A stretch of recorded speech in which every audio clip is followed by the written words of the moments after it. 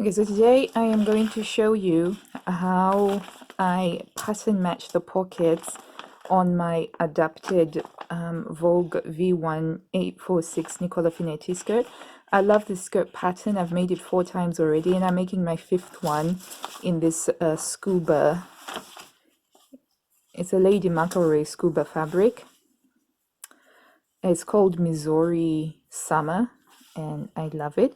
But I have adapted my pattern so that it doesn't have inseam pockets, because when you're sewing with scuba, it forms these beautifully rounded seams, and so if you do inseam pockets, they kind of get a little bit gapy, which happened with one of the scuba skirts that I made. So for subsequent ones, what I did was I created patch pockets.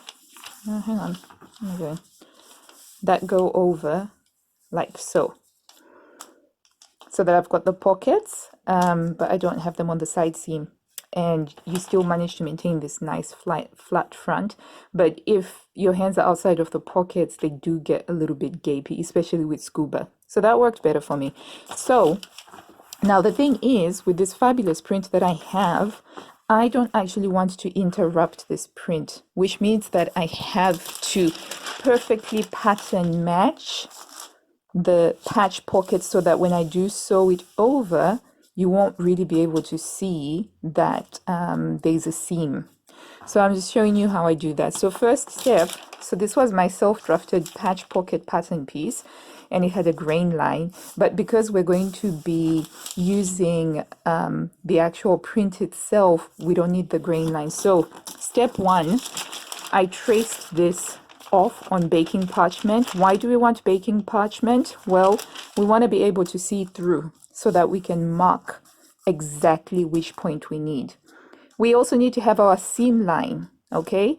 So this pattern is a Vogue pattern, so they use these clunky 5/8 of an inch seam lines. So you've got all of this, and that means that our pocket will be folded up along here.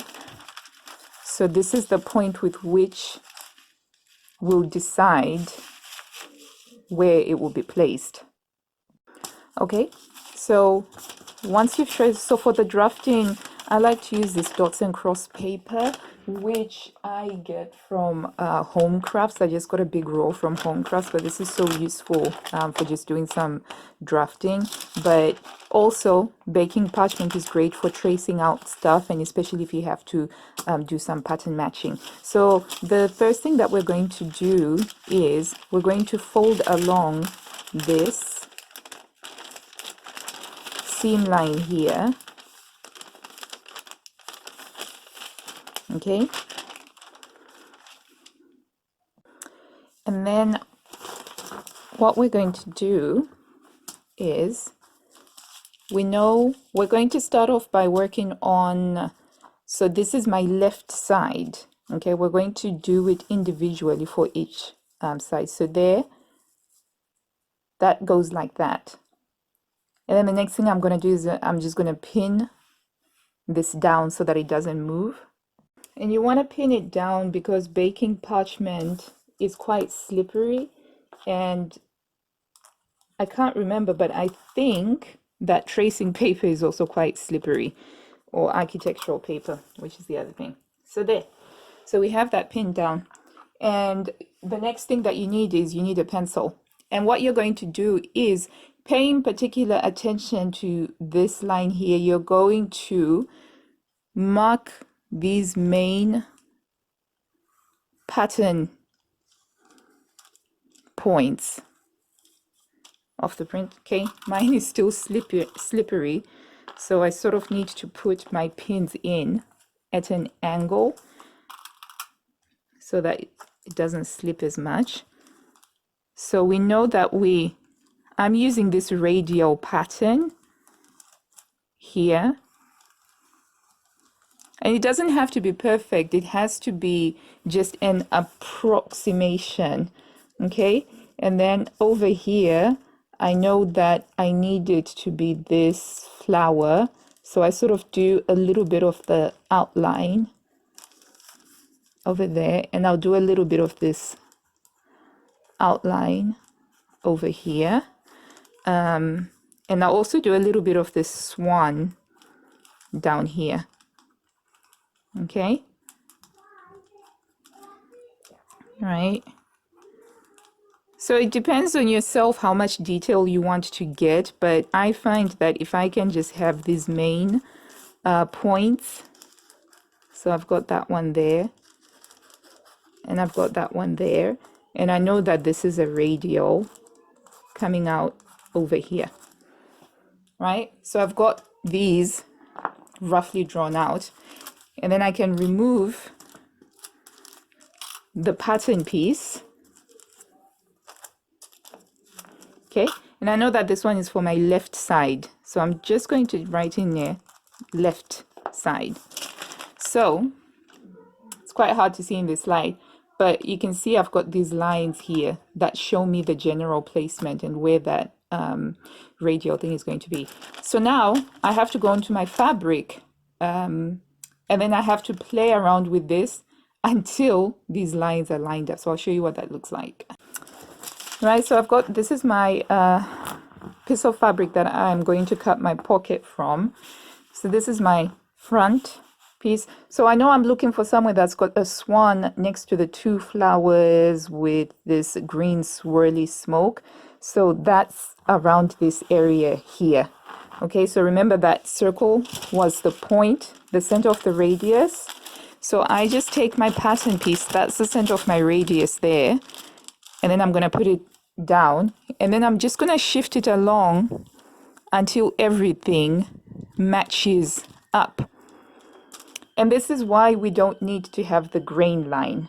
This isn't even going to be about the grain line. It is about matching up that pattern. But it's not that much of a big deal because we're working with scuba, and scuba is a technical fabric, and you can kind of get away with not having things exactly on the grain. So you are going to just check and make sure that you're lined up, right?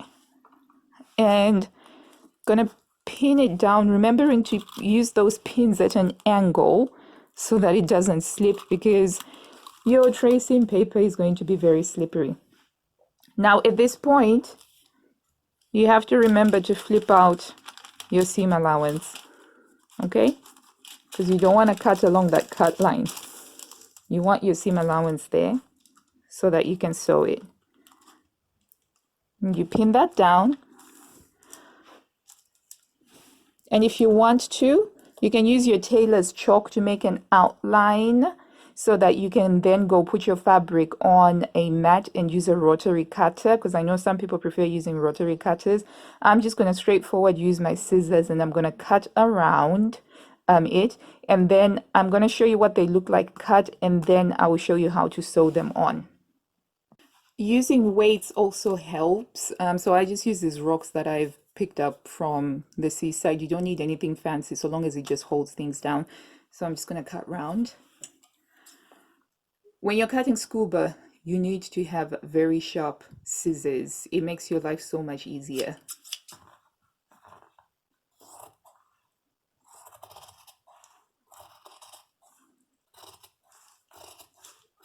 So you're just going to cut all the way around.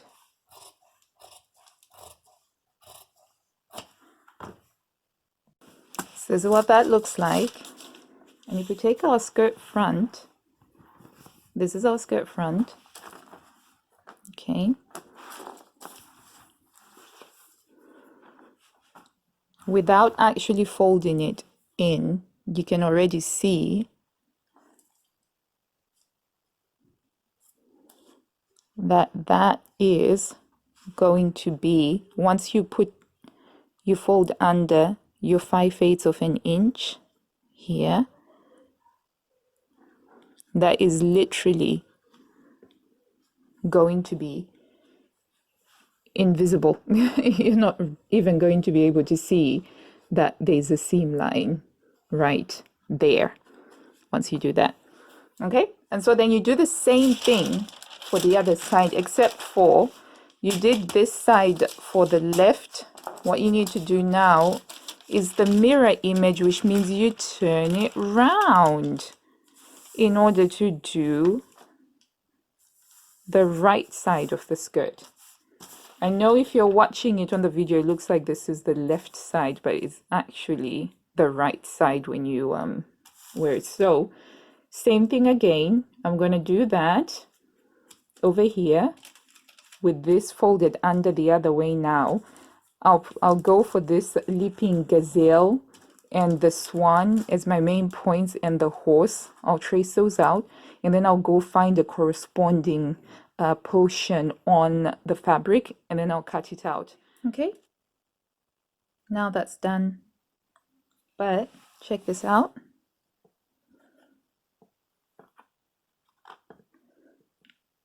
Pockets. So this way I'm going to have the benefit of pockets without interrupting the beautiful energetic pattern print, because you know what, guys, pockets are everything, and it's worth the extra work to go through this process so that you can have some really nice, comfortable, design appropriate pockets. Look at that.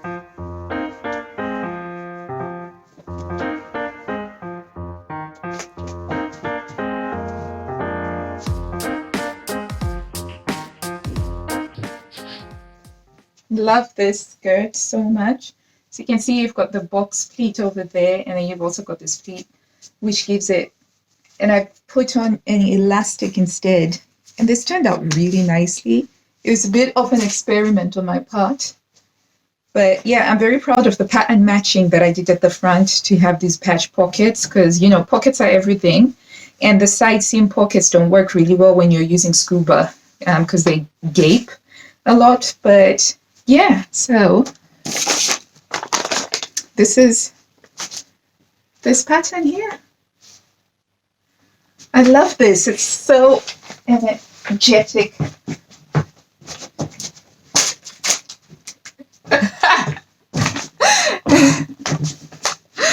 Okay, on to the next thing now. I have to cut out my fabric for a moneted dress. I'm still dizzy.